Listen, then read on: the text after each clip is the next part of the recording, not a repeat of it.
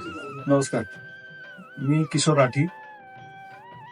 सोमवार पेठेत घर नंबर 116 आणि 117 तिथे आम्ही राहतो. तिथं त्या घराचं बांधकाम करताना खाली पाया खोदताना मला सिद्धिविनायकाची मूर्ती सापडली होती.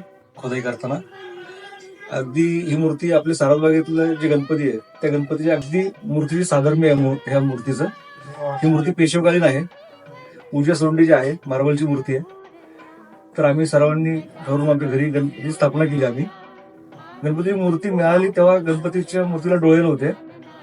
तर आम्हाला गुरुजींनी सल्ला दिला होता की तुम्ही व्यवस्थित कारागिराकडनं, एखाद्या चांगल्या कारागिराकडनं तुम्ही मूर्तीला डोळे करून घ्या म्हणून. पुण्यात बऱ्याच ठिकाणी मी चौकशी करत होतो की मला गुरुजी सांगितल्याप्रमाणे डोळे कुठं करून मिळतील. बऱ्याच ठिकाणी चौकशी केल्यावरती मला राहुल सरांचं नाव सांगितलं आणि त्याप्रमाणे मी राहुल सरांकडे आलो. त्यांना मूर्ती दाखवली. मूर्तीला डोळ्याचा खाचा पण नव्हता, पण राहुल सरांनी अतिशय खूप छान रीतीने मूर्तीला मला लेन्स डोळ्याचा अगदी खूप असं जिवंत भाव आले मूर्तीमध्ये. आता